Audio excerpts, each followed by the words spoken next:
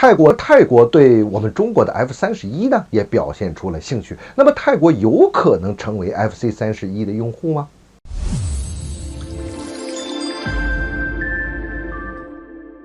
欢迎来到张斌观察，我是张斌。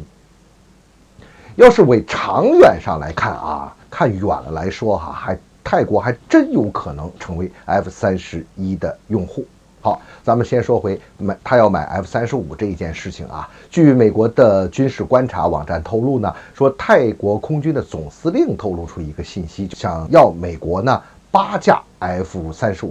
而且呢，美国洛马公司的副总裁也对这个事情进行了一定的回复。当然了，作为洛马公司的副总裁嘛，他当然希望能够卖得越多越好了。不过他强调一个非常重要的一点，就是这件事情啊，泰国的这个要求呢，美国是不会答应的，也就是说，短期之内泰国很难得到 F-35。这里面有几个原因。首先，第一个，它就是一个政治原因。因为美国是否提供 F-35呢？它是有一个亲疏远近的，而且呢，它也要根据这个实际的这个政治情况和以及这个地缘政治的变化，它进行平衡。你像土耳其吧，美国就不会给它这个飞机，是吧？那么泰国是东盟中的重要国家，而这个东盟很显然美国有点用不上劲的那个味道。在东盟里边，除了菲律宾之外，其他这些国家其实都在观望美国和中国。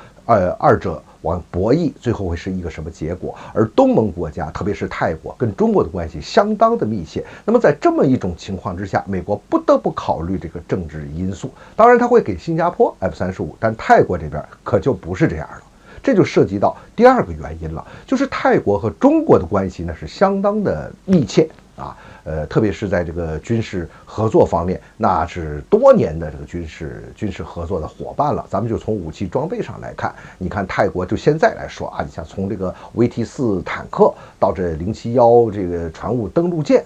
一直到再说以前吧，就是像这个咱们卖给泰国的各种军舰武器装备多了。你像泰国最早的护卫舰053H3就是咱们出口给他的嘛，对吧？那这个说起来之后，二者的中泰的关系相当的密切，美国当然是要顾及到这一层了。第三一个呢，就是说在这么大的军品交易，像 F-35这种战略级武器的销售方面，美国一定会加政治条件。当然，这个政治条件不会是洛马公司主要是美国政府。那洛马公司希望你卖得越多越好了嘛？这些政治条件一定都是要服从美国的政治利益的需求的。你比如说吧，美国对阿联酋他也提出买35美国就不会给。他说那你就必须断绝和中国的各种关系，比如说你那个码头，你允许中国在你这边搞这个船坞，搞这些港口，另外你们的通讯设施还是用中国的这些基础建设都用中国的，这不行，你必须把这个砍掉才能用。那阿联酋那讲，那怎么可能嘛，对不对我去购买引进中国的基础建设的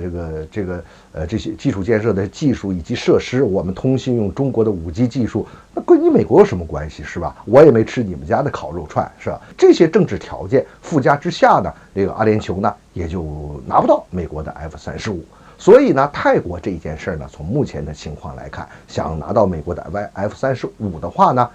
可能性是不大的。当然了，也不排除现在泰国这边他是在做一个这方面的试探性的提出这么一个要求。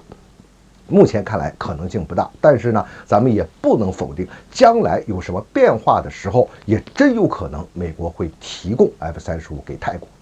所以还是说到这个大型军品销售这个问题，它跟各种条件，特别是政治条件是密切相关的。作为泰国那边呢，和我们中国有比较密切的关系，而且就说大型武器装备这块，他也接触过咱们中国的各种先进的战机而且呢，这关系还是相当紧。你比如说，中泰的联合演习各种演习之中，他也接触过我们先进的歼10C 战机，这些性能情况他也都了解。那么，如果泰国想进一步的